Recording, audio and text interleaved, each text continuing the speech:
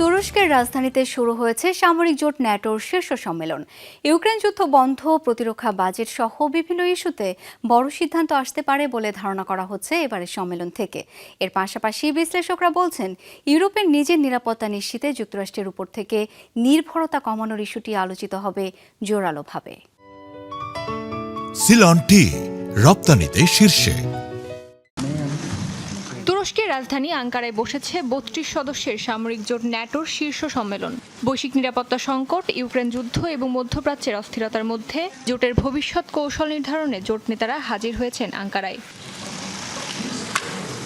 এবারের সম্মেলনের মূল আলোচনায় রয়েছে ইউরোপের প্রতিরক্ষা সক্ষমতা বৃদ্ধি। যুক্তরাষ্ট্র দীর্ঘদিন ধরেই চাইছে নিজেদের নিরাপত্তার জন্য ইউরোপীয় দেশগুলো যেন আরও বেশি দায়িত্ব নেয় এবং প্রতিরক্ষা খাতে ব্যয় বাড়ায়। গত বছর ন্যাটো সদস্যরা ২০৩৫ সালের মধ্যে মোট দেশজ উৎপাদনের ৫% প্রতিরক্ষা ও নিরাপত্তা খাতে ব্যয়ের লক্ষ্য নির্ধারণ করে।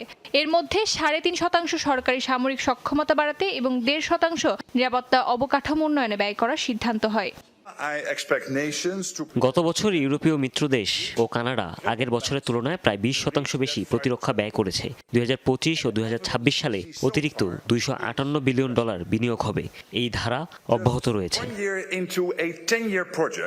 তবে প্রশ্ন থেকেই যাচ্ছে, এই প্রতিশ্রুতি ট্রাম্প প্রশাসনের প্রত্যাশা পূরণ করতে পারবে কিনা। কারণ বহুদিন ধরেই ন্যাটোর ইউরোপীয় সদস্যদের ওপর ক্ষুব্ধ মার্কিন প্রেসিডেন্ট। তার অভিযোগ, নিজেদের নিরাপত্তার ভার এখনও যুক্তরাষ্ট্রের কাঁধেই চাপিয়ে রেখেছে ইউরোপ। যদিও ন্যাটো সম্মেলন নিয়ে আশাবাদ ট্রাম্পের কণ্ঠে।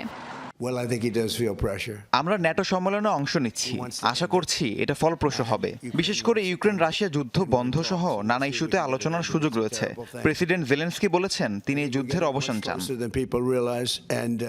শুধু প্রতিরক্ষা ব্যয় নয়, ইউক্রেনকে সমর্থন, ইউরোপে মার্কিন সেনা উপস্থিতির ভবিষ্যৎ এবং যুক্তরাষ্ট্রের প্রস্তাবিত ন্যাটো 3.0 পরিকল্পনাও রয়েছে এবারের আলোচনায়। এই পরিকল্পনার লক্ষ্য ইউরোপকে নিজের নিরাপত্তা দায়িত্ব আরও বেশি নিতে উৎসাহিত করা, যাতে যুক্তরাষ্ট্র বিশ্বের অন্য কৌশলগত অঞ্চলে বেশি মনোযোগ দিতে পারে। অস্মিতা বিশ্বাস, যমুনা নিউজ।